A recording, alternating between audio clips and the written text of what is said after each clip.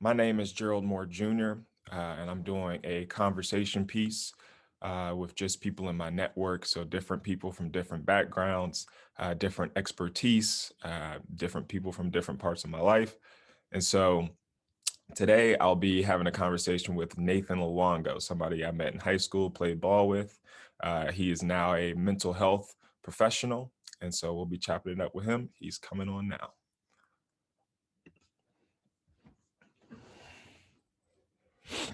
Big Nate. What's up, Gerald? What's going on, brother? How you doing? I'm good. I'm good. How are you? Hey, I'm alive, man. It's Yeah. family's doing good. I mean, everybody's Yeah. healthy. So at the end of the You're day, you yeah, know, you can't complain, right? yeah, I can't complain. There's a lot going on in our world. So Oh yeah. Yeah. Your youngest is now a little over one, right? one, yeah, 13 months. Wow.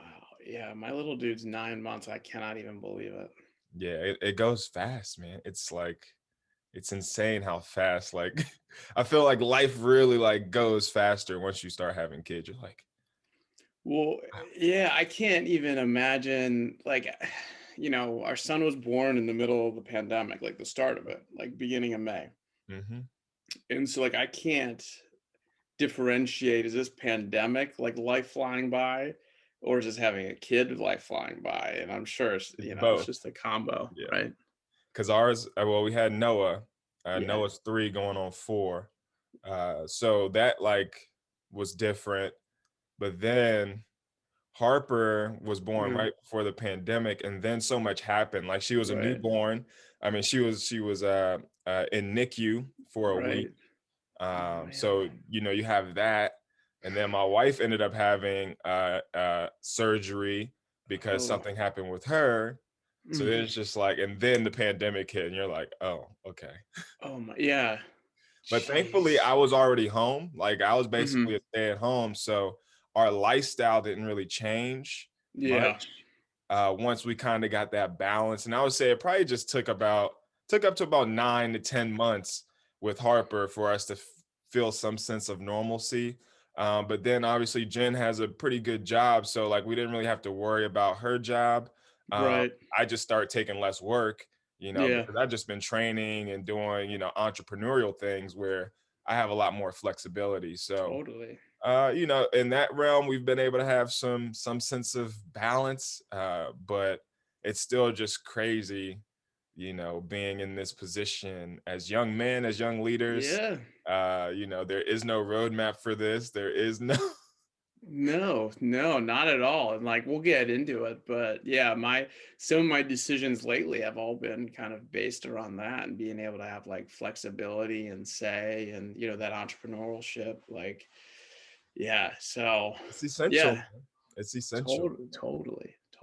Well, I appreciate you having me on here and talking about, some, athletes, mental health in men and just everything in between. We didn't talk about this in high school. No, no, we did not. And there was still a lot of going thing. I mean, think about it. All right, we're in a big pandemic now, but when we were in high school, 9/11 happened. Yeah. And we were in DC. Yeah. No one was talking about in the DC Sniper DC Sniper. And that was next really year. close because that was in Bowie, Maryland. That ended up being in Bowie, Maryland. And that was when I was playing like Little League ball. So they were Hmm. like, yeah, we can't have y'all outside. But yeah, all No. these different things. And especially as little kids, as little kids, we know what's going on. Yeah. You see it, but if you don't have anybody explaining it to you, talking to you, I remember everybody's probably has some form of depression, anxiety in those moments, but then you just get blamed for acting out or something. You just get blamed for Yeah. shutting down. So I think, the conversations are starting to be had, but it's like Yeah. a long time ago. No, no, totally. I go through this like conversation in my head and with others, in this field, and more people are talking about it, and that's really what's important.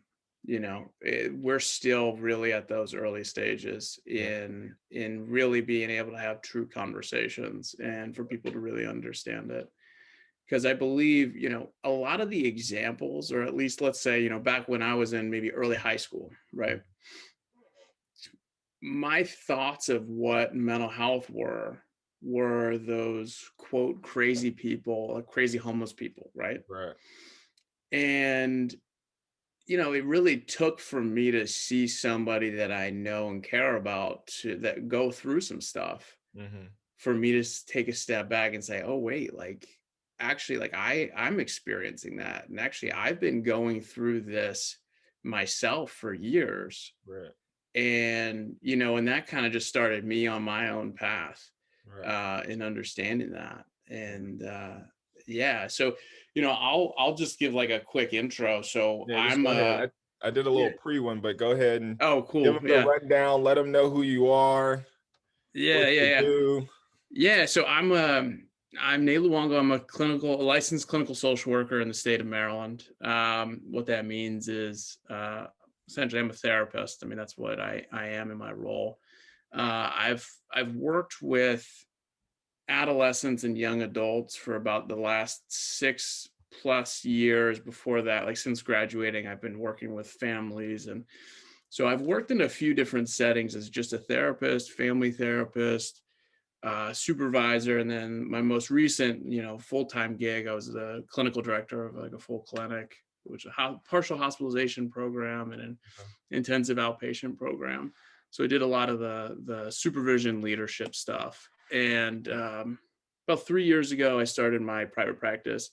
It's just kind of something that I wanted to do on the side. And then, through I think just like with so many other people, like through the pandemic, I just realized what I really wanted to do and where I wanted to put my focus. And so I just did a full dive into it. And so I've been full time in my private practice now for the last about month. Um, and the focus in there is really working with young men, adolescents, and men just kind of in general, and kind of a separate niche that I've been working with in our communities is with athletes, Mhm. just because I've had that personal experience. And you know we played football together in high school. And I That's JC, baby. Gotta give him a little shout out. Give him a little shout out. yeah, big things over there. They got I mean, it's a different school than when we went there for sure. I think we could take a little pat on the back though, Yeah, because we were laid the part of some pretty foundation. amazing teams, man. It And is pretty crazy to look back at that time. And trendsetters. I'd say, I mean, I think at that time, it was a different culture, maybe than where it is now, where they're kind of, they were a little focused on the national stuff, getting things on a national scale. And I mean, I feel like when we were there, we didn't really even need to. There was so much competition in our league at that time in our Yeah, area. Like, yeah. you didn't I need to mean, we were step coming out. in third like every year. Hey, we got good counsel that That one one year. year. That was your senior year, yeah. We need to throw like an anniversary or something for these games. Those big Dang, games that we yeah, won. when was that? That was It'd have been my what, senior oh year. So yeah. seven? Oh 07, oh 08. Yeah. Yeah, Yeah. that was So crazy. we got close to Dematha.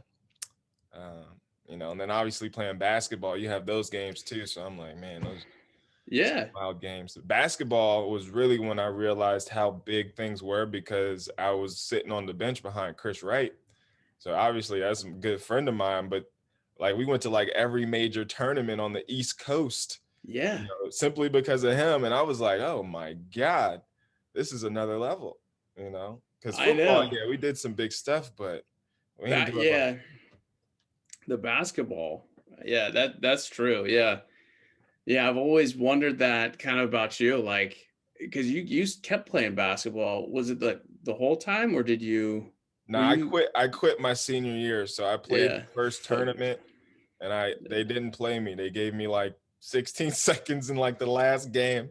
Now you gotta remember, A. Rich and Corey both Oh played yeah. football and basketball, but they were like starting because they started.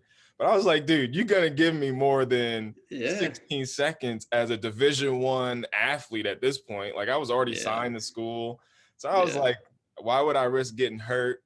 You know, and then we didn't have Chris. We didn't have a big star. So I knew we weren't going to be like really that good. Right. So it was like, just enjoy my senior year, have Yeah. fun, you know, do what all my other friends were doing that didn't play sports, and Yeah. kind of hang out. You know what's funny, because so I was a year below you. Mm-hmm. So I did the exact opposite. And Mm, I have so much regret for this and not doing it my full year. So, I think we all kind of have our examples in athletics, mm-hmm. and I've learned from it and I've tried to part the wisdom back onto others. Right. I grew up typical white kid from Montgomery County. Like I grew up Now, what playing is the typical white kid from Montgomery? Because I'm not from Maryland. yeah, I was born in right. Rochester, New York. So Yeah. living in Maryland was like, and so even understanding Prince George's County and that, Yeah. I I would go to Montgomery County with my friends that were from like Moco, and we'd Yeah. hang out. But I don't know like what that world is like growing up. You know what I mean? Well, it's actually interesting because like where I grew up was a lot different than maybe what you would expect in Montgomery County. So I grew up, and my parents still live out in Germantown, Okay. right next to Montgomery Village. And I grew up going to Catholic schools. That's just something my parents, as they were raising us, that's something that they just prioritized. Right. And where we lived, there really wasn't much. I mean, it was really like farmland. Okay. Um, and then they started building kind of suburbs and stuff. Right. So they ended up putting me in like Catholic schools that were like down, near Bethesda. And Okay. so I would do like a 45-minute drive every morning for like elementary school. Um, and so like it was kind of interesting. Like I grew up with kids going to school that were like, they had these huge houses Right. in like, in Bethesda, Potomac, Kensington, very affluent areas. And I was out in Germantown. We had a very nice home, and, I love it. But, I had to drive like 45 minutes to get to my friends. And, so I lived these two worlds. Yeah. And I actually, a little backstory. So I have three siblings. I've got two older siblings. My oldest brother is actually 15 years older than me. My parents had him when they were 21 and 22. My dad was like in grad school at the time. And then my sister 2 years later. I mean, they were just scraping by. Right. And so the way that they both grew up was much different than my brother Drew, Yeah. Yeah. and I. True. Yeah. So there's a 10-year gap, and then us, Right. Drew, than me. That's how me and my siblings are in DC. I'm 12 years Right. older than that oldest sister. So like it's crazy the difference. Yeah, yeah. So it on the other side. So like the way you grew up was a lot different than the way they're growing up. Right. Just, as you grow in your career, Less there's more spankings. opportunities. Yeah. So my parents always put me out there. So my oldest brother, he played football. He played football at Yale, Okay. and he started playing in seventh grade. And my parents always said, "Hey, Nate, like when you're in seventh grade, you can play football." Okay. I did not do well in soccer. I was a really physical kid, and I would just run kids over, and I was, it was time. So I knew I needed to play a physical sport. So I begged them to play football, wrote out a contract with them for me to play in third grade. I'll do my homework. And they said, fine, like, fine, you're persistent, go. So I started playing, but, that was, I don't know if you're familiar with it, but Montgomery Village. So I played for Montgomery Village Chiefs. Yeah. We, it's um, it's a pretty like black community. Yeah. And so my team, I was one of five white kids on the team. Okay. And it was a really tremendous experience for me in my life. Like Right. as an 8-year-old, I don't know anything. Right. And then looking back now as a 30-year-old man, I lived two lives. For Like, sure. I had my football How you think life. it felt to go to St. John's as a black kid? No, totally. Like, but you got Totally. that experience early where Well, you got to be around different cultures. Well, I think that was obviously a tremendous experience, but I didn't, with everything going on in the world, I didn't really understand it until about grad school. Right. Like, because you just live your life and you don't realize anything. And there's that level of ignorance as a child and as Right. young person. And so looking back, I lived two lives. So my experience growing up in Montgomery County is a lot different. But I played, going back to before I played. So that same year, I started playing football, and then I started playing lacrosse. So Okay. that's why I met, typical white kid from Montgomery County. Lacrosse is a huge sport here, and I still love it. I played Right. it all growing up, but I had this idea stuck in my head because of examples ahead of me. You Right. get to high school, you specialize, you play one sport. So Right. when I hit my senior year, like they've been begging me every year. I went to a middle school that, these kids went to Georgetown Prep, they went Right. to Landon, they played at Gonzaga, really big time lacrosse schools. And I was just there with them. Mm-hmm. And so the lacrosse coaches from my freshman year on at St. John's kept asking me, please play, please play. And I said, no, no, no, I'm playing football. And then I was like, screw it. Like, I'm playing my senior year.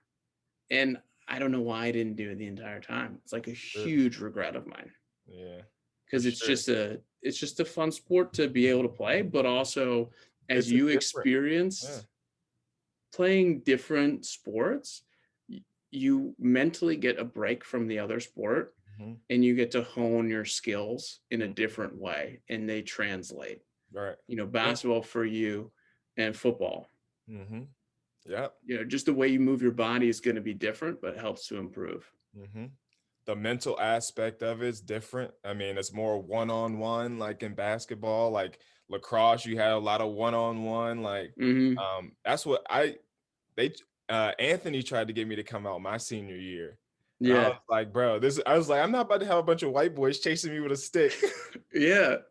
But I had, for me and like my culture, like we had never really heard of lacrosse. Like No. there's no lacrosse. Like if I take you back to where I was born, there is Yeah. no lacrosse around there, you know. Even Even my in middle school. Rochester? Yeah, Rochester. They Really?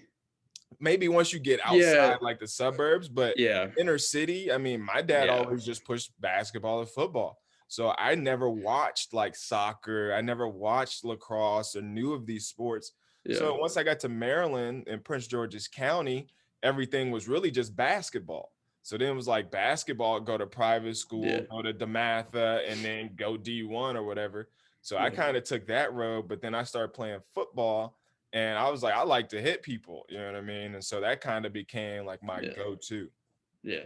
But yeah, lacrosse was something new once I got to St. John's. Well, it's a huge problem anyways, because there's so much like technical skill that Mhm. it's hard to pick up a stick. Oh, for It sure. like Oh yeah. Anthony somehow did it, Yeah. and like He was he running had a cats great, over. but it was still, yeah.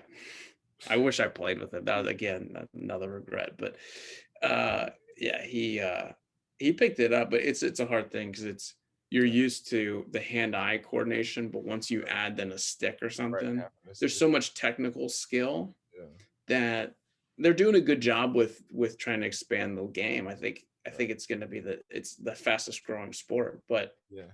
yeah, we get in these kind of like mindsets of like, this is what I need to do. Mhm. And then once you're able to kind of like free yourself of that, you start to just kind of figure out what you want. Right. And that was a huge step for me. But yeah, at that time, as we're kind of talking about this, like, and bringing it to mental health, like I had, like I was saying before, you have these examples in front of you. I thought, it was going to go a certain way. I was Right. being recruited by some like lower one AA schools. I was thinking about that. I was a little undersized. I was only 6'1" as an offensive lineman. That's not great. You need to be at least 2 inches taller than that. Man. But there were some people that did it. So I was like, all right, well, maybe I can get to one of these other schools. Right. And, it didn't pan out. And then I felt like this huge, just like, you know, sadness of my goals just dropped on me. And what the hell am I going to do? Right. And it helped me to kind of like understand generally what I wanted to do. I knew I wanted to help people. I thought I was going to want to do medical, like go into the medical field. but that just wasn't my jam. And I realized I preferred, you know, talking to people and Right. helping them in this kind of way. And, I ended up choosing my college based off of the major. So I went to Catholic University. I got my bachelor's in social work. And when you do that, you actually only have to go to grad school for 1 year because you Mhm. took the first year of grad school Mhm. in your undergrad. Okay. So then that helped to catapult me then to Columbia, which was, yeah, a Yeah. How cool was that experience. experience going to Columbia? It was fast. I mean, I was there for a summer term and then, 2 semesters. Okay. It was quick. It was awesome. I got to see some pretty tremendous speakers that just showed up or people that were on faculty. Right.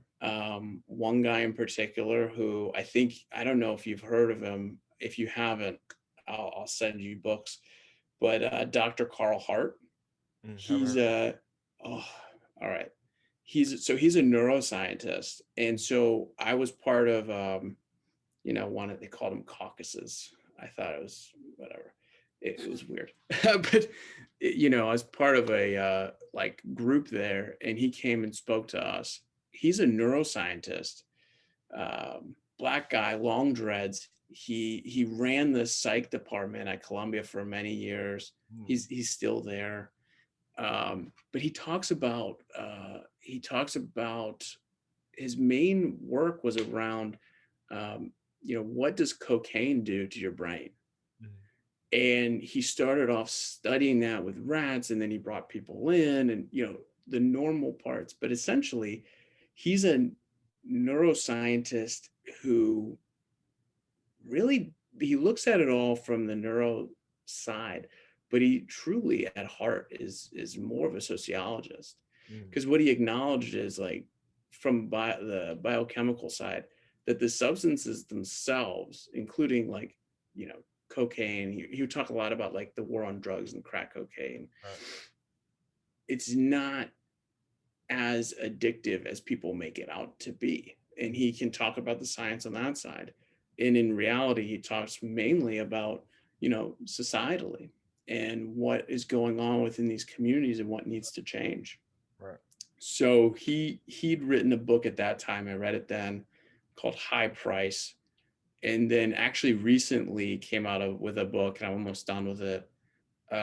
It's a really provocative title, but it's called Drug Use for Grown-Ups.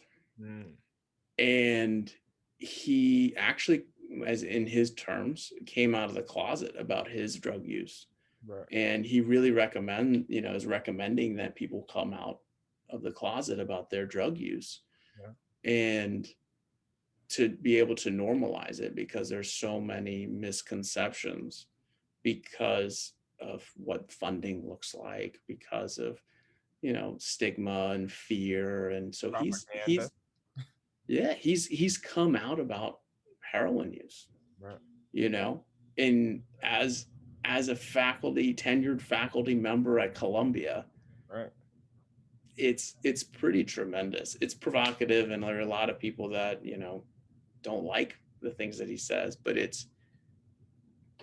I think it's really a conversation that really needs to be had. So Right. yeah, I highly recommend you get into his Yeah. stuff because it's awesome.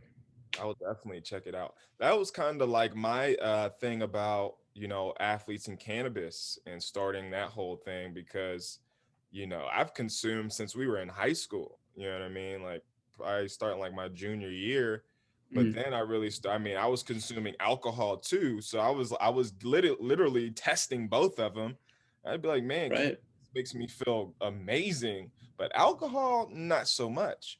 And so right, then once I started getting hurt in football, you start feeling like, yo, this really makes me relax and feel good.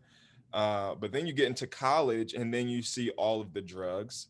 You see all of, especially being at the D1 level. I mean, guys are coming in with shoulder surgeries every day, knee surgeries. So all the prescription drugs are coming in. totally. And then you're just in a college environment. So you got, all types of street drugs. I mean, you got Molly, you got Perks, you got stuff for the ADHD medicine, you got weed, you got alcohol. And so it's just a cocktail, and this is going on at every major university across the Oh country. yeah.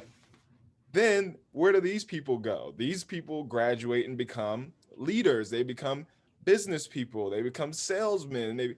And so then it's that, oh, you graduate, but then all of a sudden that there's nothing. But people are still doing these things while cocaine.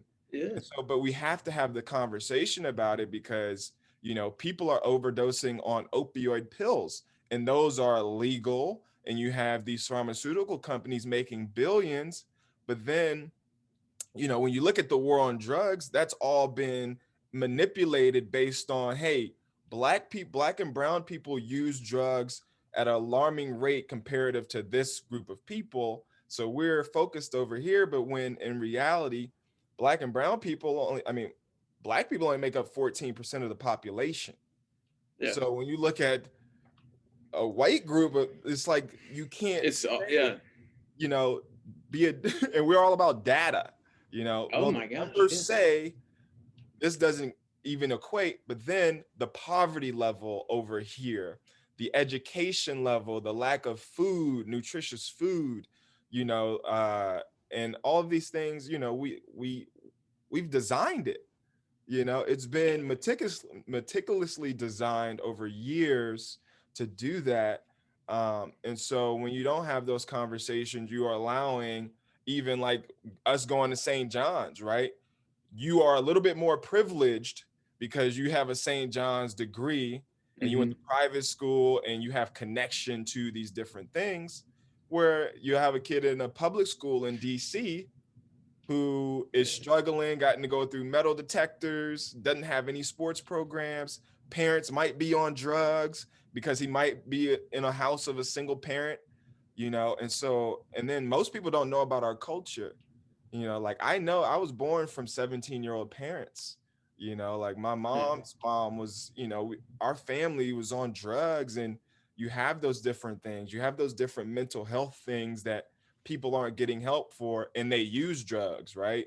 To Right. try to help them with maybe a death, maybe a loss, maybe some type of injury that you don't have the funds to go to a normal doctor. You don't have insurance to, so those are a lot of little things that I think, are largely important, especially in the mental health space and Black communities, is Totally. that you're facing all those things, but then nobody's talking about them either. My grandmother died when I was 6, and she raised me, but Mm-hmm. nobody ever talked to me about anything really. So it was just like you just had to figure it out. Yeah. But being her first grandchild, you're like, yo, like one day she's good, and the next day she's dead, and she Mm. was young. She was only 46, Oh 47. my gosh. So like my dad's her age now, you know? And so, Wow. but for me, it's like if we don't have those conversations, you know what I mean? You're allowing that trauma to just drag on, without ever properly, figuring it out. Yeah. You just see it across the board in everything, whether it's sports T- and guy gets hurt and it's like next man up. Totally. Totally. I mean, you said so much there that like could spend like 5 hours dissecting all of it. But I mean, yeah, I mean, you have lived experience and you see that. Yeah. It's absolutely awful. I mean, it became so blatantly clear to me when I was working. When you're in school for this kind of work, you have certain internships you have to do because you got to start. Honestly, I think most of the learning is doing, and Oh, so you get these opportunities. So I was working in the Bronx, South Bronx, which is really a super impoverished area, and just the lack of resources is just awful. mhm. And New York City is one of those where I mean, I question I question the diversity. Like they often talk about, oh well, New York's so diverse. Mhm. Yes, however, just because there's a project on the Upper West Side on that street that's full of people who are of color, and then everyone else around those buildings is white Right. or a certain make X amount of money, I don't know if that really means that it's diverse, Yeah. but you would see like, so the South Bronx is kind of, everyone's getting pushed out of Harlem and going up there. And so I was working with these families that really had nothing.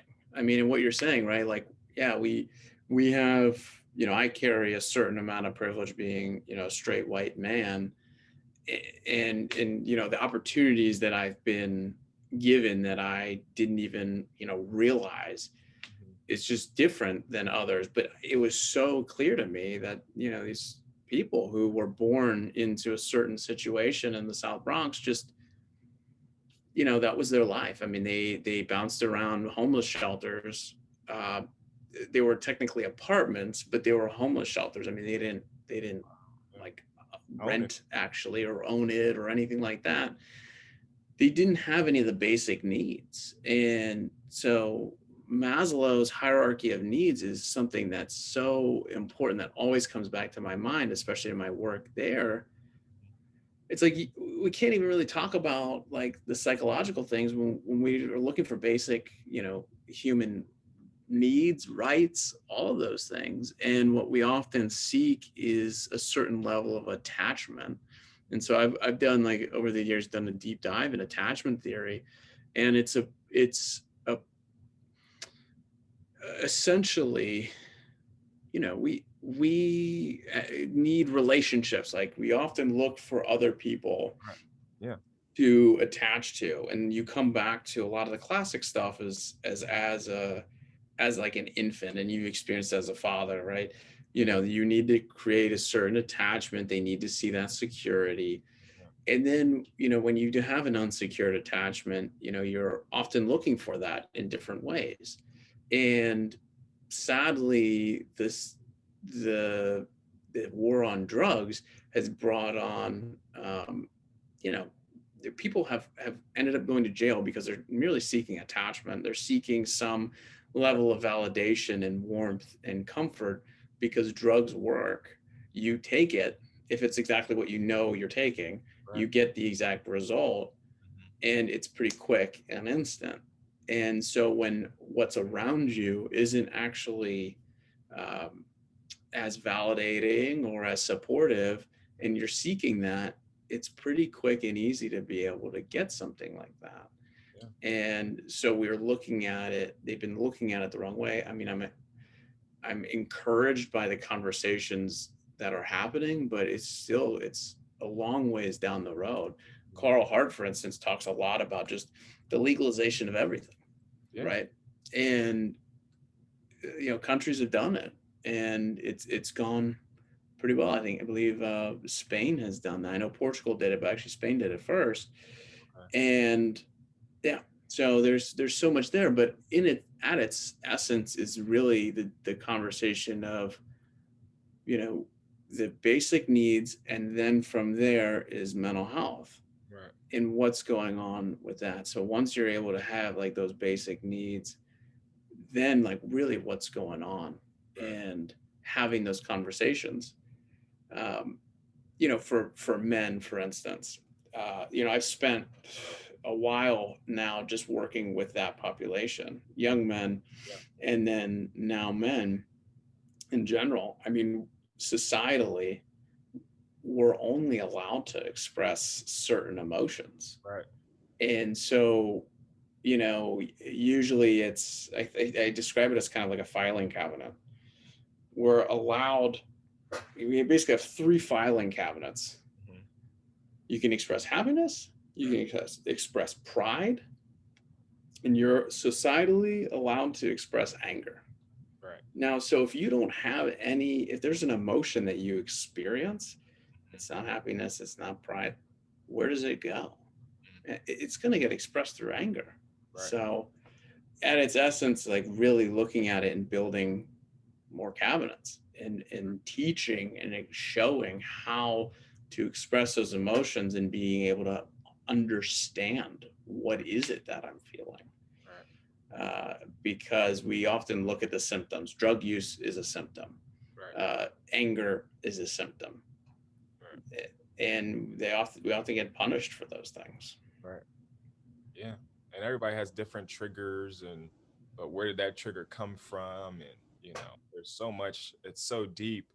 And that's the thing, like even like you say, the war on drugs, like that in the attachment theory, like you're taking away parents, and so then of course you have a protection there. And so like you have all these things that, and then even before that, they were taking men out of households for Black women to get certain government benefits, you know what I mean? So the whole Yeah. system in the Black community has been just a compounding effect, stemming from slavery on down to just getting basic rights into the society.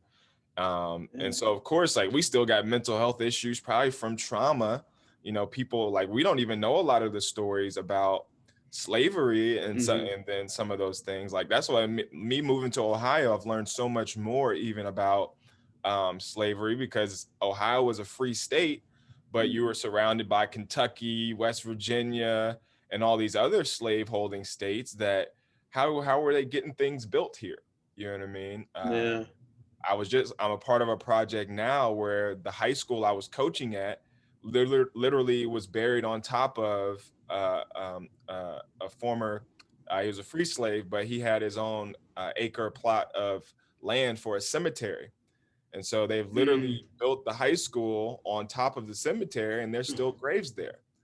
You know what I mean? And it's a white suburban community landlocked by Ohio State Yeah. University, the city of Columbus, and Grandview. And so I'm like, and this city's only 100 years old, so it's like, wow, like, and so how do Yeah. you, that trauma, that physical trauma of just a whole group of people, is really crazy. But that just adds on to a lot of the things. But then even like white communities use a lot of drugs too. So it's like, how are they manipulating that and covering that, where, they're allowed to come into a Black community and say, well, you're doing all the drugs, we're going to lock you guys up.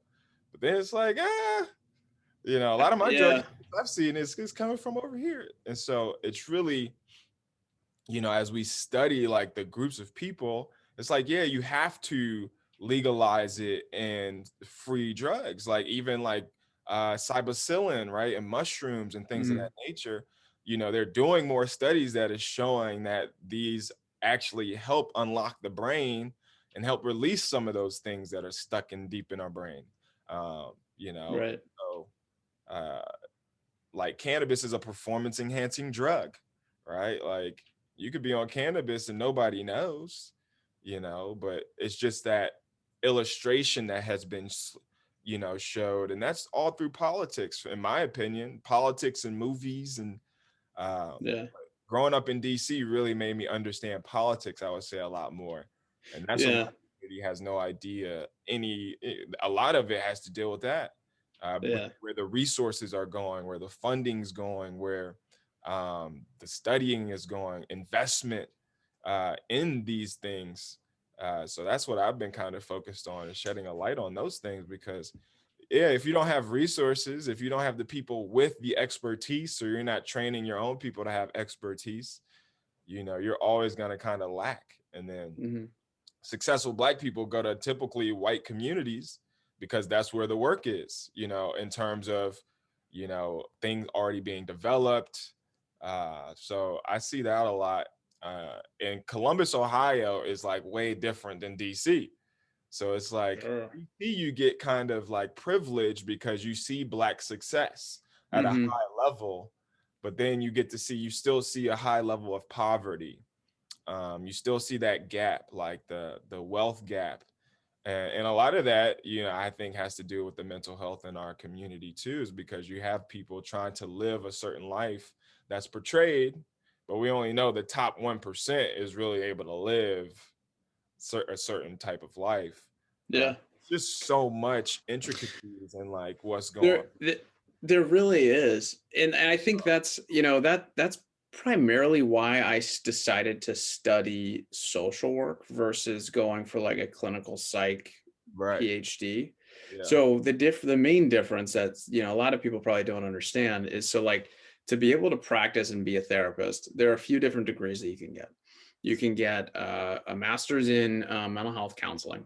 You can get a marriage and family therapy degree, Okay. and those are both like masters. You could go for a PhD in clinical psych, Okay. or you can get a master's in clinical psychology. I mean, clinical social work, which is what I got. You could also get a PhD later on, but that's not necessarily a practicing degree. Right. The reason I decided to go into social work was because social work is really the only one that's rooted in one understanding kind of like social welfare Okay. and social justice, Right. and then two, mainly they focus in what's called person in environment. And so while psychology might just literally look at you, Gerald Moore, in a vacuum, what's going on in your brain, Mhm.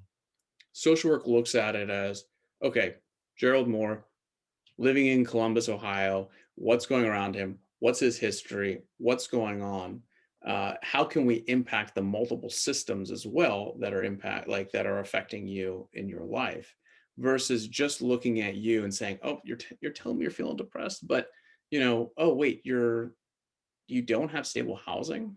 Right. Like we need to do something here. And that's where, so Maslow's hierarchy of needs, for those that don't understand, think of it as just a triangle. I mean, really the bottom two areas are really just focused in safety, basic needs, so physiological needs, then psychological needs, and then really at the top is like self-actualization. Right. Often, and I was part of this. So my first job out of grad school, I was working in Brooklyn, similar kind of population that I was working with in the South Bronx, and I could not stand it because th- what was needed, I realized I could not make an impact in what was happening.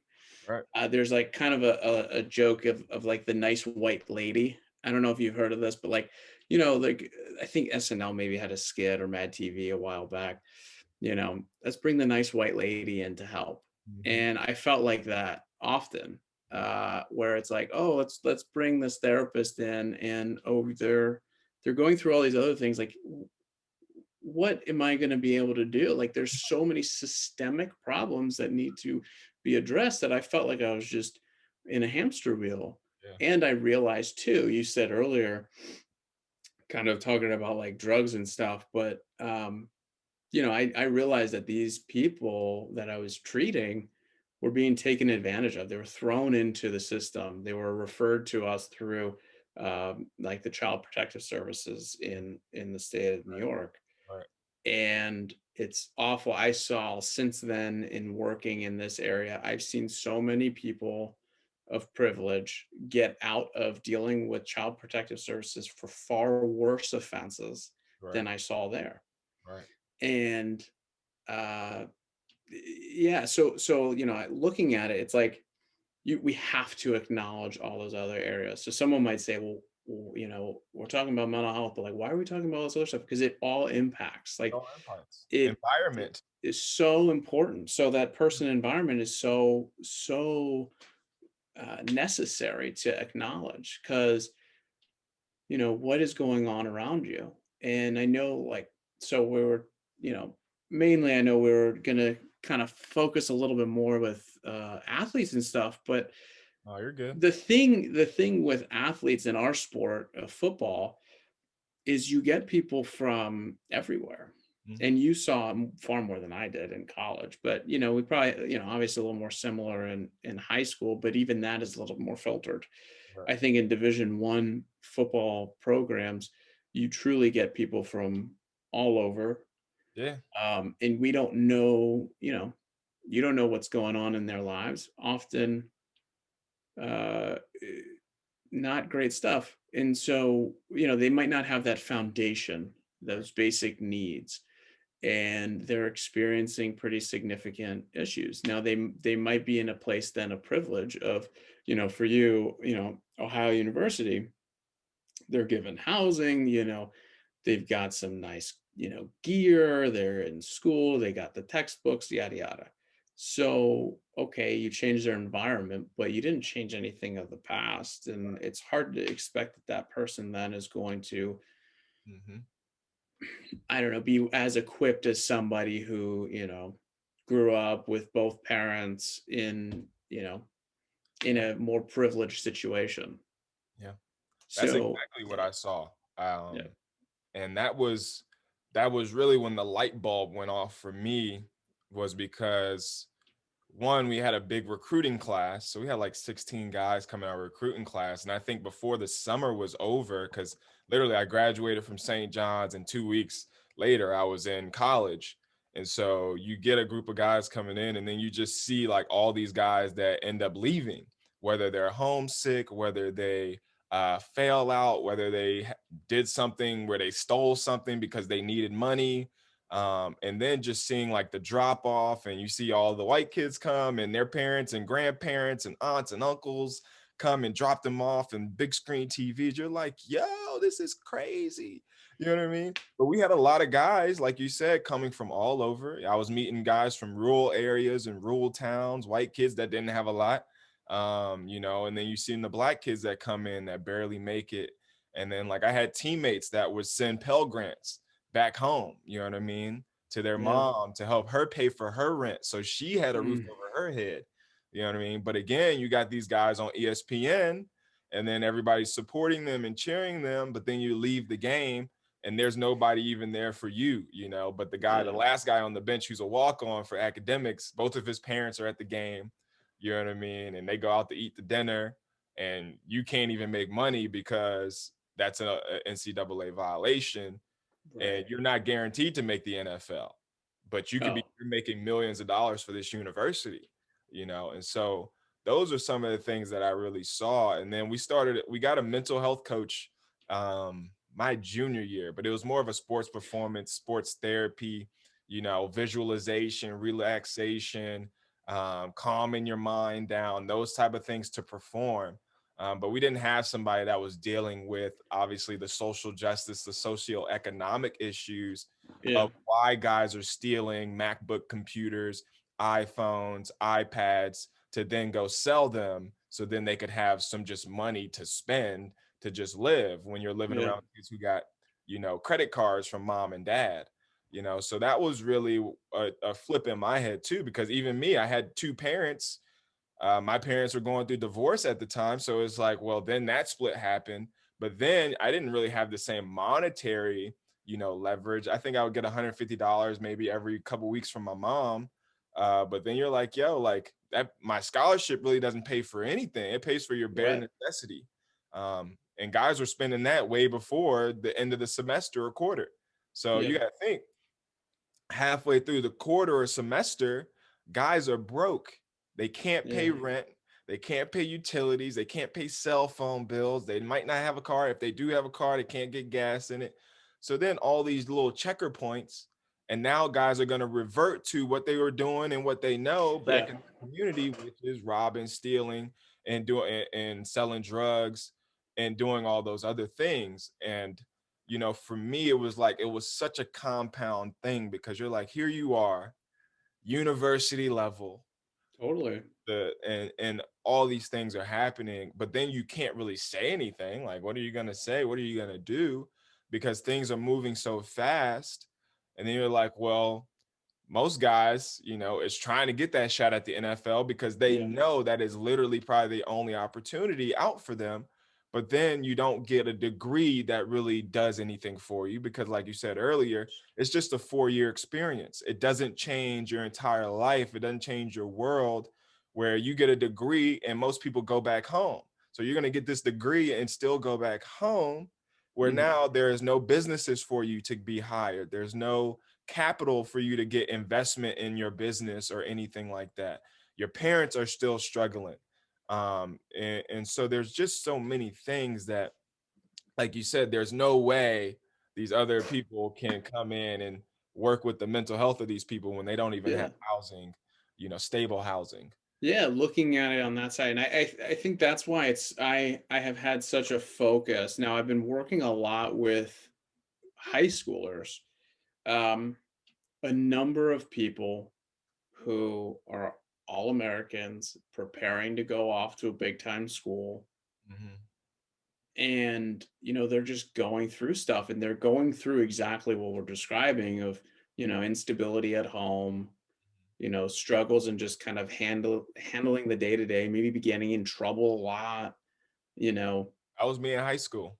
Right, right. I mean, like that's how we well, adolescence is all about pushing the limits. So it's kind of like, you do that. And whether you're getting in trouble with the law or your school or whatever, Mhm. you got to kind of experience that. But like, so I've been spending a lot of time doing that. And then I also have worked with a number of people who are already in college in those situations, or they've struggled with something, they've had to come home Right. and they need to figure it out. I think we've all kind of experienced that when someone just like drops out of school and then they show back up a semester later and you're like, what did you do? Uh, Mental health they break. usually are meeting with someone like me, or or having to do something a little more intense. We a lot of people don't feel like they have that luxury, Yeah. or don't have the luxury to take a break, Yeah. to decompress, to, do different things. A lot of times people don't have access to going for a nature walk, No. or Yeah. going, and figuring out those different things that help you, right? Yeah. Exercising, yoga, meditation, prayer, whatever it is, but finding those different channels that allow you, because yes, a therapist is great and talking things out is great, but you still need lifestyle balance, and being, Yeah. well, your physical, is important. So those are Yeah. some of the things, it's like there's so many, you got to utilize the whole thing. Yeah, I talk about that with a lot of my clients and kind of discussing the foundation of strong mental health and really like ensuring that you've got a good foundation there. And really it's the basics that you're kind of describing. It's like, are you sleeping well? Are you eating well? Are you taking the necessary vitamins? Are you, socially interacting, well? Are you exercising regularly? Whatever that looks like for you. Right. But I focus a lot on my clients and just moving. Right. And I think we're seeing those last two parts is a real struggle with the pandemic, Right. because you know whether Our whether you're like society isn't designed to be mobile though. It's so blocked off. It's like oh, right now, we don't yeah, have sidewalks. you know. oh yeah, totally. Well, I mean, like, look, I'm in my basement, Yeah. right? I've been working out of this for 11 months, and now I'm running a business out of it. It's, full time. And yeah, we live our lives like this, right? Yeah, baby. Like, and I know you experienced that too, but I'm used to, at the bare minimum, like driving a little Right. bit more. I barely put That's any the one thing miles on I my do too. I car. drive. Yeah. That's part of my thing. I'll put the kids in the car and just drive, and they'll pass out. So that'll get. That's yeah. I gotta start doing that more. I gotta Yeah. throw my little guy back there and Yeah, put some music on, just drive around the city, man. Like, I mean, that's one of my things yeah. I've always done, as a therapeutic thing, because it's Yeah, like sometimes I'd be afraid, like being in some of these spaces, like you don't know. So it's like I got to learn the city I'm in, that's learn true. the state, and so I drive around and see and venture out to new roads, that I've never seen, and kind of just use that as a way to kind of get out, and be active, at least my sensories and stuff like that. So um, Do you find that that's like a level of mindfulness then for you? oh, for sure. Yeah. For sure. I mean, especially like if the kids are being active and I get them in the car and they both knock out and Yeah. they're gone for like an hour and a half, it's like, oh, I'll just drive Well, around and, really a lot of the back streets here. I mean, you're in the rural areas. So, all you're seeing, you might see a hawk come snatch something out. You might see an eagle. yeah. So really like stuff like that is like insane to me because I'm not used to it. Yeah. I've never really grown up. I've always kind of been in the city, Mhm. so I've never really ventured out to like nature and just been with nature. So I've definitely helped me. Yeah, that's a great point. I was asking that because you know, uh, mindfulness is incredibly important in this work. Like I have a far more cognitive behavioral approach. Like I truly believe in the theory. Yeah. We have this inner dialogue going on in our heads, Right. and we often feel the physical emotions and feelings, like, my heart's beating fast or I'm feeling kind of warm. And then mindfulness comes in for us to literally just hit pause and say, wait a second, what's going on here? What am I thinking? What's happening? And I think a lot of men, for instance, really struggle with the ways in which mindfulness is typically taught, of just sitting in like that true kind of meditative approach. I need to move. Right. Right. I need to Very active. drive. I really like building things. So like that's my time. Right. Or like tinkering with stuff around my house. That's my mindfulness. I get to just be fully present and acknowledge what's going on in my head and work through some stuff. Wow. Yeah. And I just think the more that I've learned, through grad school and just my own personal learning trainings, I believe a lot of the mental health treatment is focused, the naturally actually was not necessarily as focused towards the mental health needs of men. I'll never. Yeah. And it's definitely, your classic Freudian work of laying on a couch and free association. I mean, the, It's the so the archaic. picture was that was like a woman laying on the couch, Mhm. and the man behind just kind of jotting notes. It needs to adapt. So you brought up nature, right? So I never spent time in nature really growing up. And even though I did kind of live out, near nature, I mean, like I played around in the creek with friends, but I never thought much about it. Right. Um, but it took until probably like 5 years ago or so. I'd start taking clients out there. We'd go on trails, we'd go on hikes Hmm. and have sessions and get them moving and walking and talking. Right. And I realized like once I get them moving, they're awesome. They're Mhm. great. And even we would have groups, take them outside. There were some like little trails by one of our offices. Um, and we had like a sports group one time. They were all athletes. And I said, all right, well, let's go play some basketball. So I brought a basketball in, got them all prepped. Like they brought like basketball shoes, whatever. We we had them for about a couple hours. We played basketball for like 30 minutes. Mhm. They weren't talking before, by the way, like in sessions. That frustrated me in the group. Right. So we played basketball for 30 minutes. Then we sat down at the bench and they were all chatty. Like they were all talking about what was happening, what was Right. going on, and the light bulb went off. Right. And it made me realize the connection, right? Like when you're on a team, when you're moving, Right. it creates those connections with one another that then allows for you to be comfortable with other people. So I found like there needs to be these kind of more like non-traditional ways to approach therapy. We're going to do the exact same work, Right. but it's not going to look the same. Not gonna look. And like for athletes, you got to tap into it. Right.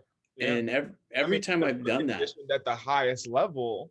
I was talking to LJ. I did an interview with LJ the other day, and you got to think this man got drafted to the MLB. So then he's like, man, people are making fun of my name, calling my mom and stuff, and my sister. And so he's like, once you're on that level, like, yeah, yeah, your name literally becomes, a joke. And how do you block that out? You know what I mean?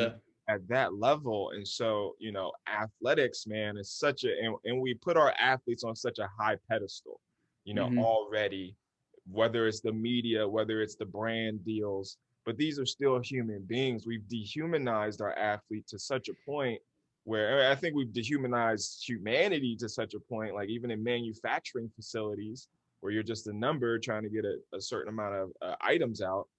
And so that mental health part that we don't talk about with our athletes is totally. huge. You know what I mean? So that's what I think. But sports, I realized like I had got away from sports for a little bit after trying out for the NFL because it's just like, I'm tired of it, whatever, whatever. But then I realized I had to stay active because Yeah, that was one of the things that if I wasn't active, I was agitated or angry or just having mood yeah, swings. But then just I could, being a high performance athlete, every time I work out, I got to work out hard, right? Like I got to be pushing because I've been so conditioned that you push for weight and you push for your max. So that's when walking and like bike riding and just doing different things became more apparent to me that, hey, I don't need to go to the gym. Hmm. I'll go take a walk. Like I don't need to be this super athlete anymore. Yeah. You know what I mean? Like, I always have that, but I think that's hard for a lot of athletes to even uh, Oh yeah. get to, because it's like if I'm not competing or if I'm not really working to compete in this area, I'm not really doing anything. Um, So yeah, eh, it's a cognitive restructuring that we have to do. So I acknowledge it, and we'll come back to the identity because I think it's a huge thing that athletes have and a lot of other people. But um, it's a cognitive restructuring that we need to do in how we approach exercise. We've been conditioned to train. right. You train and football, just because that's our sport, your whole week is built out to perform on that day, on Saturday, or whatever day your game's going to be. So you know what you're supposed to do and you're training for that. Your off season, same deal. You're training for something. Mhm. Now you remove sport. What do I do? What are you true? Yeah. And like that's, I mean, I think I'm seeing it less, and I don't know what your experience has been, but like I remember when we were growing up and you see all like when ESPN was really like in Sports Center really on point. Now it's kind of fallen off a little bit or it's changed. But you see the former athletes and they just blow up. They get Mhm. huge. They get, throw on a ton of weight. Yep. And I think they just get over it. And I know I personally was too, like grinding and grinding and grinding. Then you just get over it and you're like, I need a break. Yeah. And and then you kind of take a step back and realize like, all right, well, I can't do this. Maybe I feel like shit. Like, I'm feeling down, I'm feeling anxious, I'm just agitated, angry, whatever it is. And I need to do something else, but I'm not training, so I can't push myself. I don't have my teammates. I don't have my strength and conditioning coach writing out these like incredible workouts. The therapy for, I mean, you get all types of therapy because of, massage, ice, Yeah. like that's what I realized. Like because your body has already gone through that damage, so you still need the maintenance part. Yeah. You may not have the capital or the insurance to pay Yeah. for the Oh complete no. maintenance That of the already destruction that you've done. yeah. So like I don't know if you knew this, but so I just destroyed my back in college. Mm, Like it was bad. I played a little my freshman year and I played D3. So like we didn't have any real right. stuff. Yeah. Like it was bare bones. Bare bones. Yeah. Um and like we had a wonderful training staff. They were really great. And we had some pretty solid equipment. But my sophomore year, it was kind of our training camp. Like I tweaked my back Mm, and I'd never had a back issue before. And I right. was starting. And then I had to sit out a number of weeks. I actually noticed it because my hamstring was kind of jacked up. Right. And um, then I actually lost my starting spot to Mhm. like a fifth year senior. And I came back, they knew I was way better than him. Right. And even the coach said that, but they're like, he's a fifth year senior. You have the next 2 years, Right. whatever. And then I ended up moving over. I played center, then I moved over to guard, and then so I was playing guard. Fine, whatever. Um, but every single week when I got back, I had a whole rotation to basically build myself back up to play Saturday, destroy myself, come back, Right. and I did that for 6 weeks. Yeah, about 6 7 weeks. I did acupressure massages. Luckily, my parents had phenomenal insurance, Right. and that's what paid for it. And I could go. I had to drive out far and do it. Like the school didn't do that. No. And I had a herniated disc. They found I had some other structural problems that I was born with, just never dealt, like never a problem. And then everything was fine. Had a great off season. Then it was the summer going into my junior year. Jacked it up again, Mm, horrible nerve pain, ended up needing surgery. And then I just realized it's like, I can put myself through this again, Mhm. or I take a step back. And Yeah. I just decided to take a step back because it wasn't worth it in my Right. eyes. It was hard. And I coached, which was great. It was a fun experience. Realized I didn't want to coach. Yeah. Like that wasn't my thing. Yeah. But I think a lot of athletes, and especially the high performing athletes, but I think it also happens at a much lower level, even just ones that play in high school. High school. I It's mean, their identity. yeah. And when that sport goes away, they don't know who they are anymore. Hmm. And that becomes a really significant problem. Yeah. Yeah. I mean, I think it's huge. And I think I like to see what a lot of the pros are doing now, having different business Yeah. ventures. So you have, if you do get hurt and something happens, you've been working on different things that you understand that, if I like music, I'm gonna do music. If I like, the arts or business, so a lot of guys are tapping into that. So they do have the revenue coming in, so it does allow them to be a little bit more freer, I think, in terms of and having businesses running simultaneously. But we've been so consumed at an early age where they're like, yo, you can only play one sport.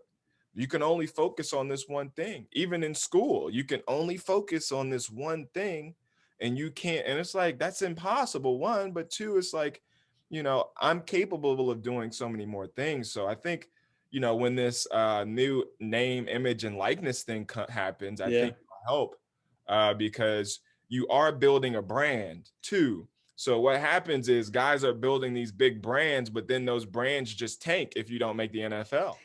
And it's like, well, you are still a brand because you helped this college, become better. I remember being at OU and it was like OU wasn't that good, but we started winning a lot of games. So then you start seeing the booster checks start coming in, Hmm. 5 million, 10 million, 20 million. And those checks are being written to the football program. Yeah. Uh, but whole time we are poor, we have no money, but people don't fill the stands without the players. You know Yeah. what I mean? So then you're getting bigger TV contracts. We're playing on ESPN more. We're going to more bowl games, more money. Then you have the uniform companies getting more revenue, Nike getting more revenue on the backs of the free labor, essentially. Oh, yeah. And so for me, that's when it also clicked too, because I was studying healthcare and business. And I was like, yo, this is pure robbery. And then the EA Sports game came out. And you're Right. like, yo, they're selling this game for $60 a pop. And that's me on the game. And I haven't received not one penny. You know what I mean? I actually got to go buy the game myself. What do you mean? So you start to see these things, and then enrollment increases at the university because you're successful, Yeah. and so it's like the colleges are so responsible, but they've used athletics as a revenue driver for the entire university, while then telling the athlete, like, no, you are just a normal student here. You just so happen to play football. But we're marketing you and Hmm. selling you as a product for our university to recruit more kids. Because Right. if you're on ESPN, there's kids all over the country now that can see Ohio University and potentially say, hey, I want to go to that school, and now fill out an application form, which is $50. Now, Right. enrollment increases. And so then it's like, it's tourism too, right? People are Totally. The towns. small Yeah. town. People are eating at the restaurants, people are eating at the bars. And so everybody's making money. Now you got media companies that can take clips and use those clips and put them on a website. Their website has Google ads on it. And as long as they can Yeah. drive 1 million people to the website, now that person that designed that website can be making millions of dollars, can sell t-shirts, merchandise. And so it's that compounding effect. And it's always like I'm like, yo, this is robbery. Yeah. I had to start, I had to pull myself away from sports to kind of see that too. And it kind of it makes me angry because a lot of athletes have no clue, Yeah. you know. They're Uh, just happy to play the sport, and I get the free, I get free tuition, and yeah. I'm on TV, Everybody's and telling you that, yo, you should be thankful, you should be grateful for your scholarship because I gotta pay. It's like, what? First of all, this is a lottery, and I just happen to be great at what I chose to do. anybody that's great at what they choose to do gets paid for it. Yeah. Yeah. Well, I think, I personally have gone back and forth, and I'm still unsure, but I look at it because I don't have the personal experience. And like my siblings, we've all paid for college and played. So it's like this totally different side of it. But there also hasn't been the level of marketing. There hasn't been like when my brothers were on, I think, when they played in big games, there'd be televised and stuff. They were always like really excited, but there wasn't really like significant ad revenue or anything like that. It was just a different experience. So I'm trying to educate myself more on it and understand. But I look at it as like, as now a business owner, and looking at it as like, if I put my time into something, then what is it? So, if you go play football, let's say at University of Maryland, because we both grew up in Maryland, what is the in-state tuition in Maryland? Probably like 25,000. So it was like all the work that you're doing, that's that's technically your salary. Right. I mean, that's not a good salary at all, Right. for the amount of time and effort you're putting into it, for that amount of time.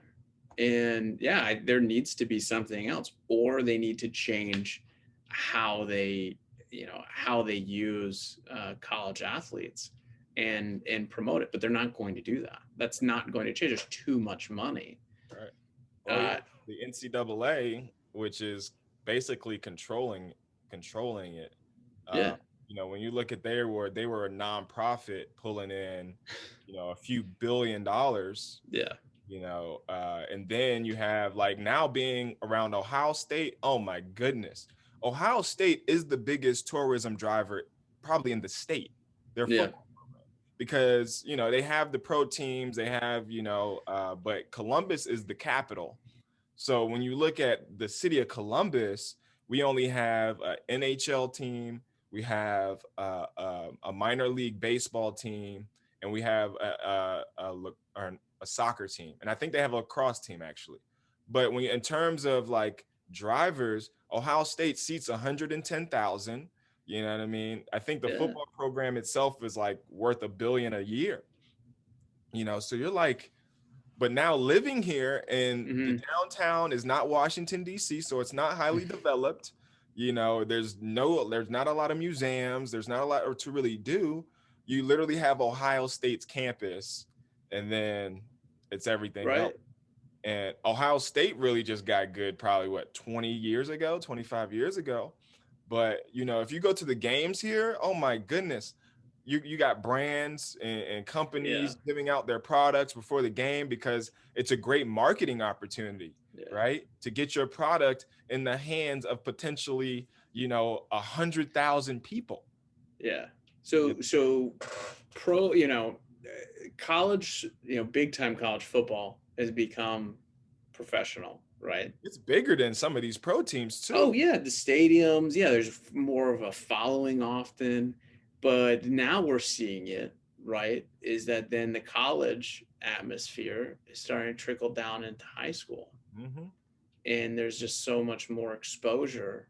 And then it's, I'm hearing of how high schools are essentially recruiting middle schoolers in more aggressive ways than I was recruited in for college. Like, I was in the recruited techniques. to go to St. John's.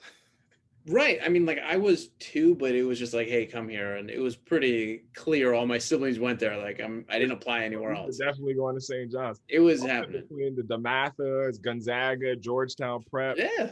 Like I was literally on a recruiting trail for high school. That's why I ended my college one so early. You're over it. My junior year.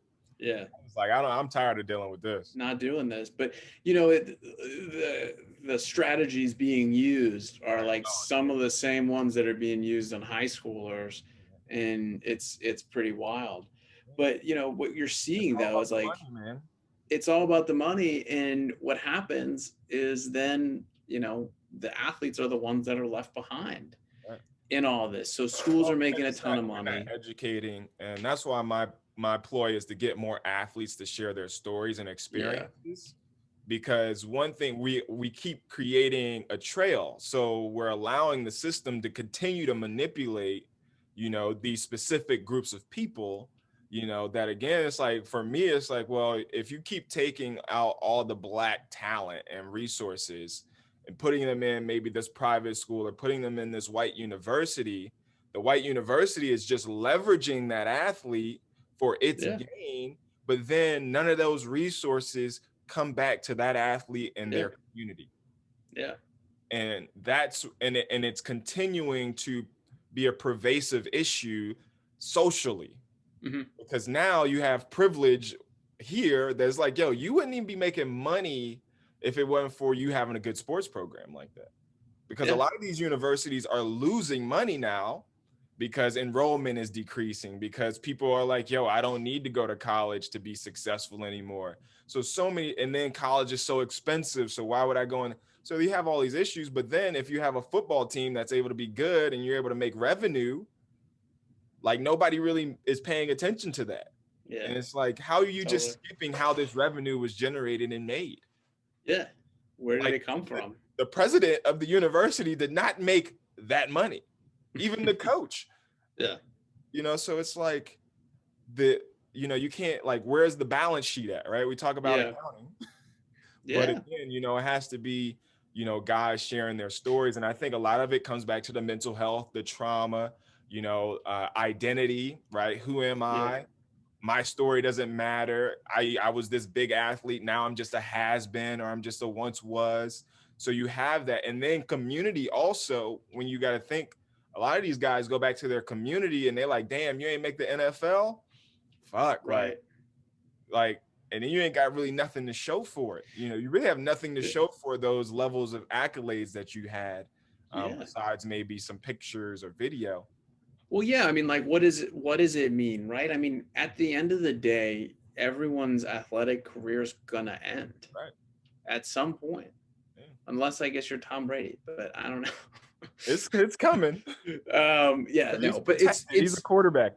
well, I honestly think. though, like I heard a quote from his father a couple years ago. Like he said that he was concerned for whenever he retires, because he doesn't know, like, right, like your identity is so thrown in, especially the deeper you go. But I really do worry for a lot of people, because I mean I felt it, just as a you know Division 3 football player. Yeah.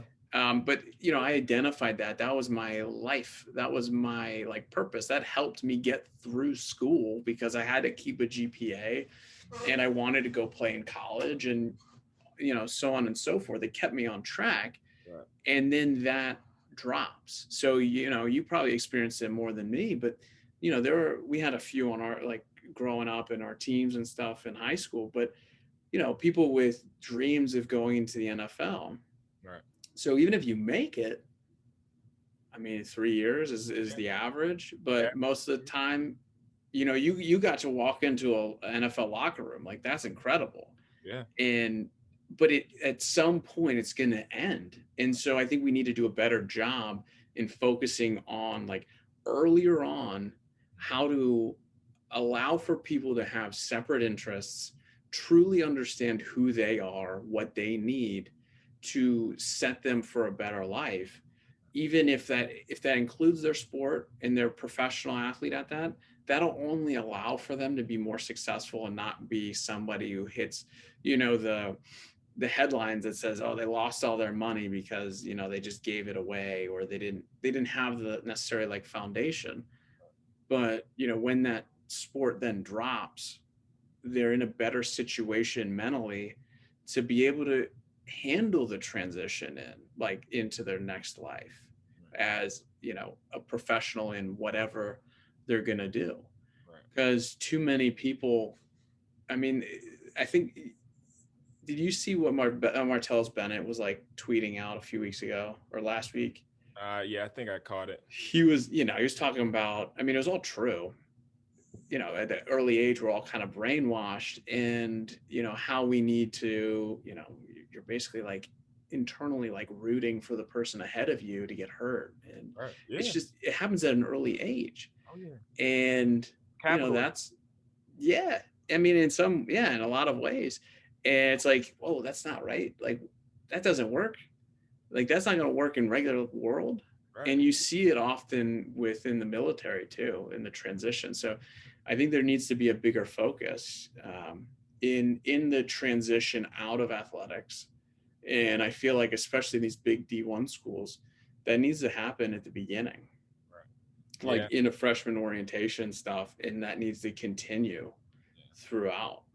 Yeah. Because even if you get to the league, it's not going to Well, last. the realities too is like, we have to understand again culture, right? Yeah. Guys that are coming from cultures where they haven't seen success at any other level. Yeah. The only success you see is the NFL or the NBA. You don't really see the engineer that has a sustainable $100,000, $150,000, $200,000, or starts his own business or getting contracts with the government.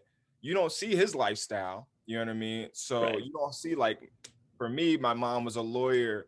My dad worked, for Homeland Security, all these different things, computer guy. Right. So I was exposed to a lot of different things where I know most of the people aren't exposed because of whether money or the resources, because you don't even have those opportunities. You don't have access. And so then it's financial, right? If you never had money, then you think you made the NFL, and everybody that has been with you thinks, oh, you made the NFL, you got $1 million, you're rich. They don't understand taxes. Yeah. They don't understand that you're just a high paid employee. And so, Hmm. and then they don't understand you're a performance based employee. So if you get hurt, you're not going to get paid. A lot of your stuff isn't guaranteed. And then, yeah, like you might only make it 2 to 3 years. And so that's not even long enough to get the NFL pension. Gotcha. Yeah. So then you got guys that are living a glamorous lifestyle. You're buying everything retail. You bought your mom, you got a mortgage for your mom's crib. You done bought a car, multiple cars. You done bought some jewelry. And so most of these guys are broke, right? Yeah. Because, and then you have an agent taking his percentage, and most of the agents see the money grab too. So they're not building full programs helping these athletes. Right. Some of them are now. That's why I think like the Rich Paul's, LeBron James's agent is killing the game, is because he's building brands for these Yeah. guys that if they do get hurt, they're getting guaranteed money, and they're building other, tentacles off of who they Well, are. yeah. Well, I think the NBA does it better like across the board. I mean, for a number of reasons. But, one is you talk about personal brands, right? I think football is one of the tough ones. Basketball, you see the face. Yeah, you see the faces. There's less people on the court, less people on the team, less people just in general in the league. Yeah. Football, I mean, gladiators wearing helmets. It's not personal. Yeah. I mean, and you probably experienced it with fans and stuff, but you're just a number. You're truly a number. Number, yeah. And you are that same thing to the university when you have 120 people on your roster. You're truly a number, and it's always going to be the next man up. And there needs to be a focus away from just that. And I think that there are a lot, and that's not to say that there aren't programs that don't do that, but I think just generally the systems that are at play here put the athletes, especially athletes that come from backgrounds that maybe aren't as prepared for this, at a significant disadvantage. And so something I'm encouraged by is, you're seeing it at the pro level, which means it's going to trickle down. And I started to see this too, is, someone passed along to me like a couple weeks ago, that the Washington football team is hiring a mental health professional, Oh, like a wow. true therapist, not a sports psychologist. I know you were mentioning that before. And that's a huge, I was talking to a sports psychologist actually earlier this week about this. They're all about sports psychology and have been for, probably the last decade, right? Because it's Yeah. focused on performance. Yeah. That's something I guess you can kind of control. Yeah. Hard work is actually the mental health work, Right. because it's very complicated. It's not clear cut. Right. And so anyway, so they're hiring for that. So every football team in the NFL, every organization is going to be having a mental health professional that's running stuff for, rookies, and doing trainings, being there to support people, run sessions.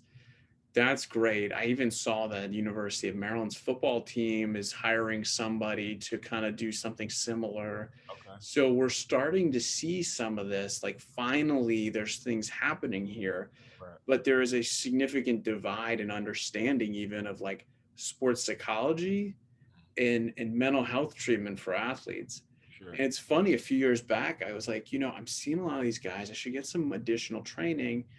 I go into, my normal resources, go expand from there, talk to people.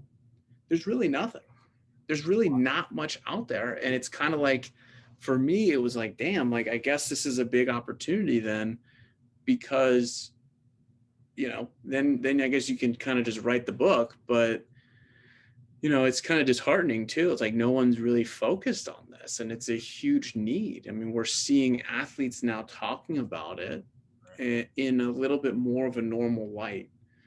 Right. I think in the past we saw people that were talked of very negatively, Right. like Ricky Williams was one, right? Where they're like, oh my gosh, like what's wrong? Now, if Ricky Williams were today and all that happened, it'd be pretty normal, or it Yeah. wouldn't even be a story. Yeah. But you got And it was just basically over the weed, though. it was just weed.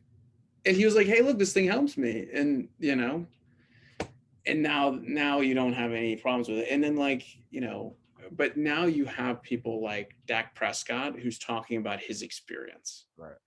Yeah. And that is so Got important because of, years. yeah, because of what he said. And it's not these extreme cases of like, this person has bipolar disorder, which I mean, it's even just, anxiety. Like, right. So, like, I won't get on a tangent, but people in the Black community, Black men are far more likely to be diagnosed with bipolar disorder than the regular population, like normal population. It's racist. That's yeah. what it is. It's not correct. They don't know how to assess it properly. But you have Dak Prescott, who is talking about this. He's seemingly very functional in his life, right? Yeah. But he's being vulnerable and sharing that he's gone through these significant losses and traumas, and it's really affected him. Right. He got some blowback by Skip Bayless, which was ridiculous. Right. Those are the examples we need to hear from, Right. because people think that mental health are these like really extremes, like, oh, they're delusional, and oh, they're psychotic, and they're seeing and hearing things. No, we all experience struggles with mental health at different points in our lives, whether you realize that or not. And you need to see and hear from people who talk about their experiences, and at least share, or maybe open up the diagnostic manual to share, these are the criteria, and it's okay, Right. right? It's okay to feel depressed and feel down. And boys or children express anger. I do believe that translates then to us men. Mhm. That's actually like part of the diagnostic criteria, Right. that you see anger outbursts. So you see that more often with depression, anxiety, right? Mhm. So I think one silver lining to the pandemic and like quarantining is that our life's distractions have disappeared, Yeah. and it is allowed for us. It's been very hard for people, For sure. but it has allowed for us to take a step back and say, oh my gosh, like, what has been going on here? Mhm. I need to, you know, I need to address these things, Right. because I can't mask this by, going out and partying with my friends or hanging out. I can't go, my gym routine's all screwed up, right? I can't do that anymore. So I have to adapt. Um, I can't, spend all this time with these other people and go on vacations or Yeah. whatever, Right. or just do anything else, or Mhm. the human interaction. So it's really allowed for more and more people, I think, to be vulnerable and be at a point to have that conversation. Yeah. Yeah. Yeah. That's what I love about, actually, like, I love the pandemic at this point, because I'm like, these are conversations that we need to be having, right? These are, you can't just keep moving and putting band-aids over everything, and nobody really is thinking about what's happening. It's very Totally. easy to just go, go, go, go, go, go, go, go, go. But especially in a capitalistic society where everything is based on money and resources and all these things, and now you have the Internet of Things, which is exacerbating that, because if you have access to the internet and a MacBook, you probably gonna be able to develop an app Yeah. that'll be able to blow up and be $1 billion app in 5 years. So now, where people don't even have Wi-Fi or access to clean water or access to clean air. And so that's what really, for me, like, obviously being an athlete and seeing the power of influence, Hmm. really, I think, and realizing that most people don't want to speak up, or most people are afraid to speak up, because people are afraid of being persecuted or losing a job or what people will think. Yeah. But being an athlete, like, people have talked about me crazy all my life, just based off my athleticism. So I'm like, oh, if people are gonna make fun of me or do Say celebrate, stuff. Yeah. I'll use my brain and understanding what's going on, especially Totally. as a Black educated man. We don't have many Black people that have graduated from universities, and Yeah. especially, white universities. So, it's like once you get introduced to this world, you realize that there's such a divide. And that divide is strictly, part of the economic divide and the racial divide and the mental health divide. Hmm. And so, that was why I was thankful I was able to get you on, because I think it'll be good to show these conversations too, just naturally. Yeah. And I think these are the dialogues that have to happen in order to open up, other people, to see that it's okay to just talk about it too and have conversations.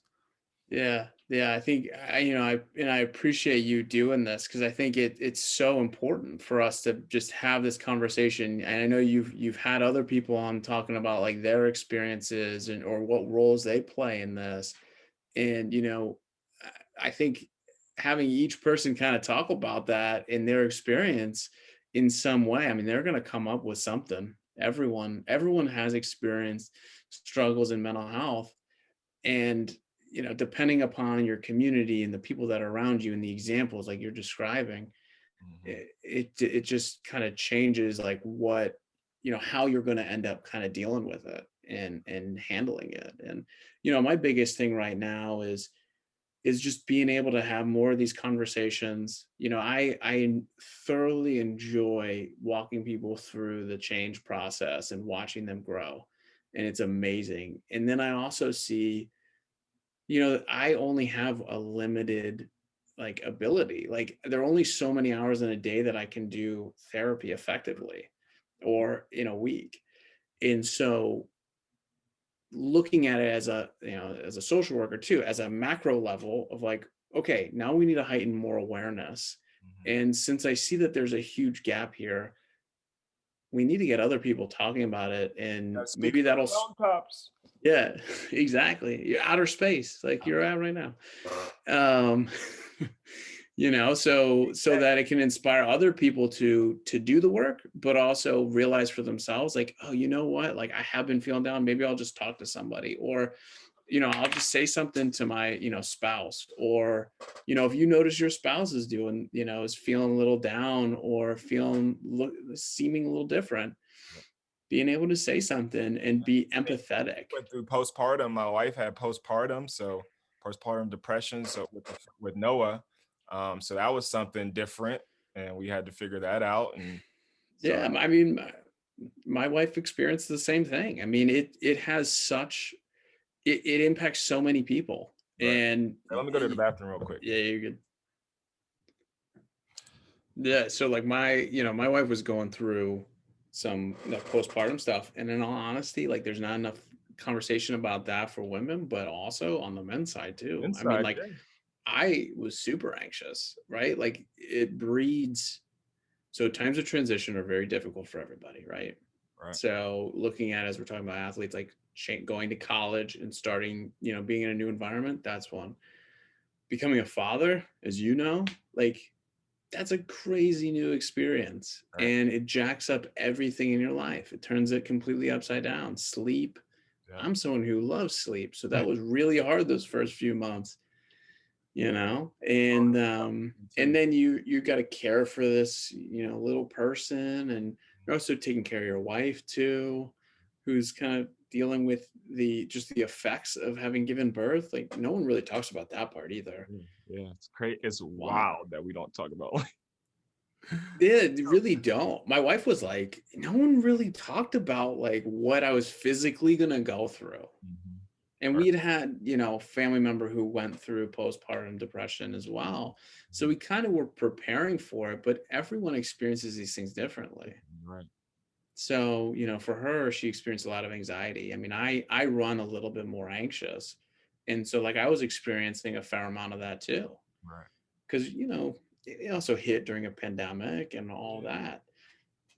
But I mean, the chemicals in those, the brain and yeah, well, yeah, on the hormonal side for the women, and but for the men too, it's just, there's not enough conversation. So I'm actually starting a men's support group with one of my buddies who's a therapist as well for new fathers. yeah, that's And yeah, for the area, I mean, I hope we can get in person and start doing some of these things and do some outings and stuff.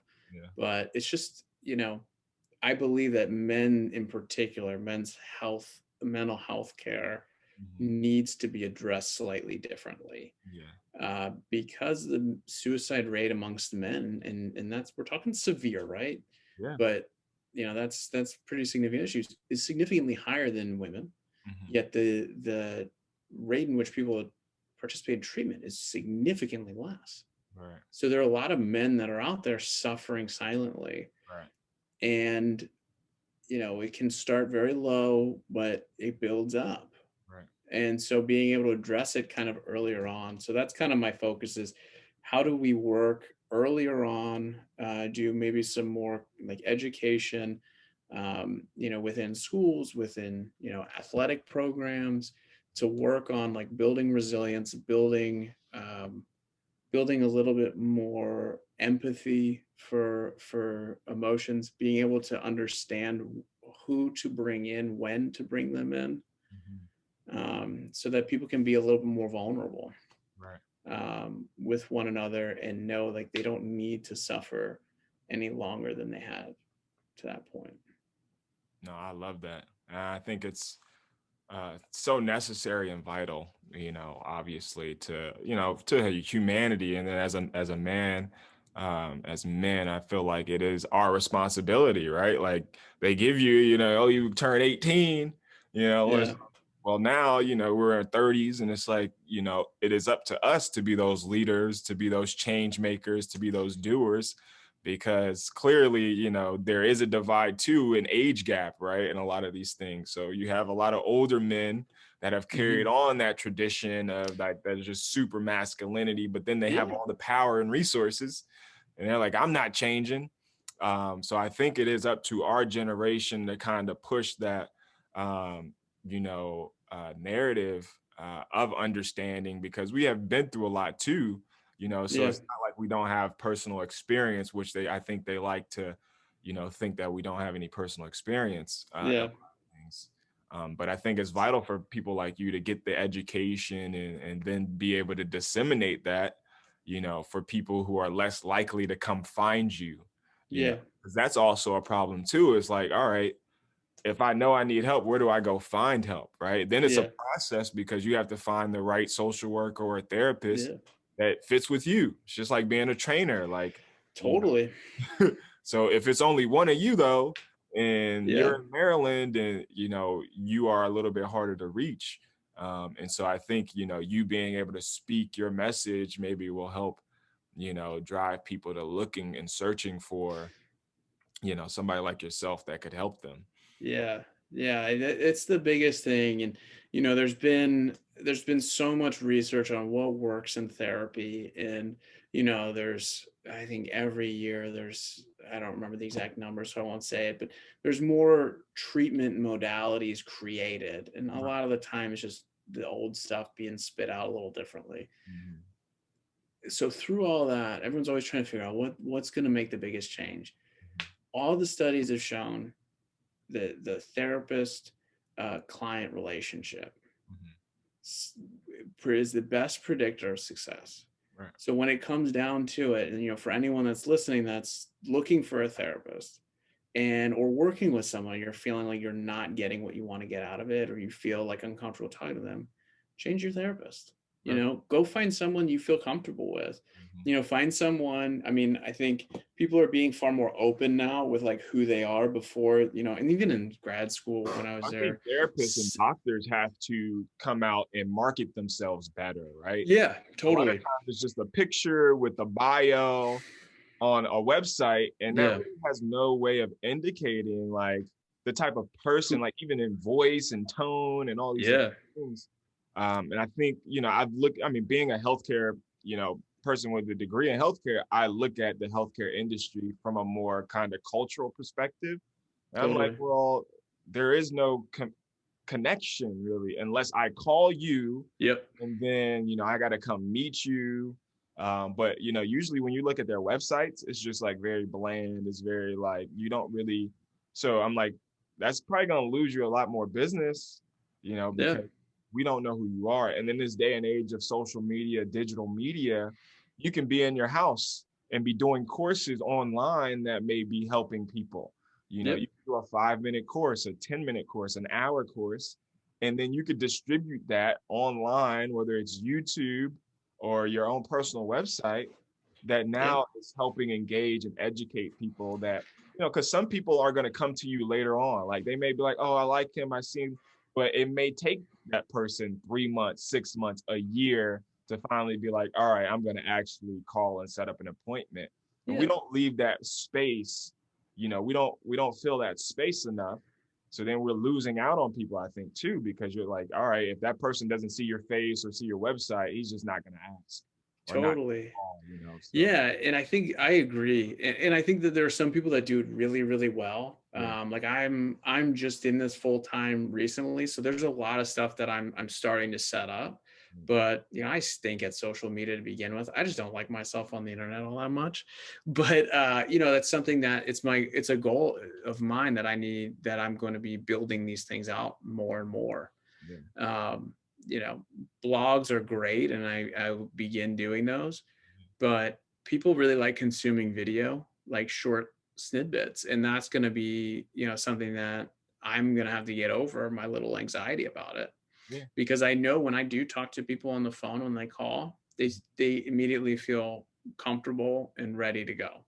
Yeah. Yeah. And so I agree, as you're looking for a therapist or anyone else that you doctor, whomever, Train. trainer, yeah, you want to know, like, who are they, what are they into, what do they like, are they normal, do they have similar things that I like, Right. and you want to vet them Right. properly. And I think especially in the mental health field, they've done a horrible job in doing that. Right. And so I think that's something that needs to be improved upon for sure, because I was an people need advocate to at feel an insane open. asylum.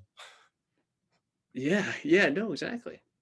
I was like, what? This is crazy. Or they use too much jargon, You're right. Yeah. and that, like, to the normal person, you start throwing diagnoses out there and they're like, whoa, that's not me.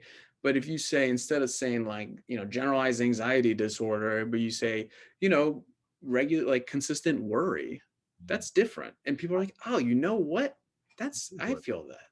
yeah.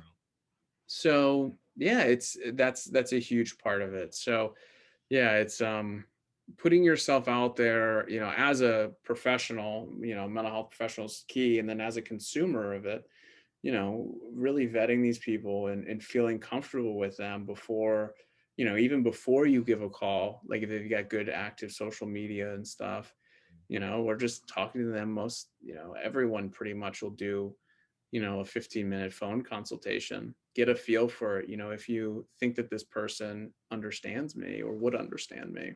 Right.